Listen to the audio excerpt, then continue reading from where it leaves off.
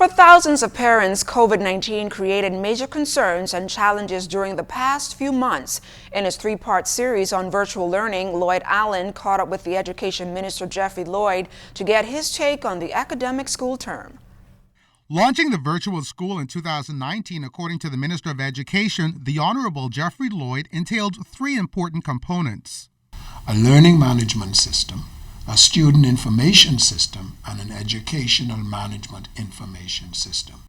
Minister Lloyd says the initial enrollment grew from 500 students up to 50,000 in the span of 1 year, with several national challenges facing education, including Hurricane Dorian and the COVID-19 pandemic.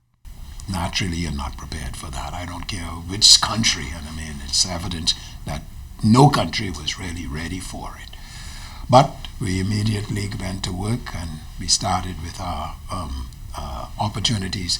Unfortunately, even though the ministry itself's platform wasn't able to accommodate all of these students, individual teachers had access to various platforms like Zoom and Google Classroom, Edmodo, and so on, and they jumped in and provided instructions for our students. Minister Lloyd notes that beyond capacity issues, which were resolved early on, time itself exposed other deficiencies. Now, what this did is it exposed exactly what we had feared, and that is there are thousands of students who don't have devices and thousands of students who don't have internet access, or both.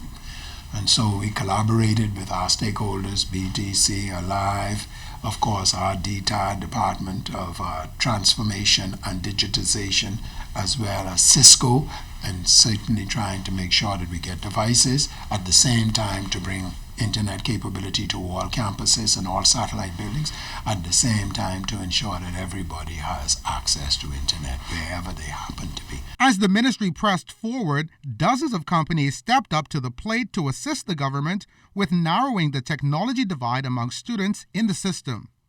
We in the ministry could only afford about 10 to 15,000 devices for students. And you have alone on your lunch program, you already have about 4,000 to 5,000 students that the government is providing some social assistance to, whether it's because of lunch or whether it's because of uniforms and so on. So at least those students need a device supported by the government and need internet. Next in our series, we look at the many companies who have assisted in donating devices and more on the assessment of virtual learning from the minister. For the morning edition, Lloyd Allen, ZNS Network News.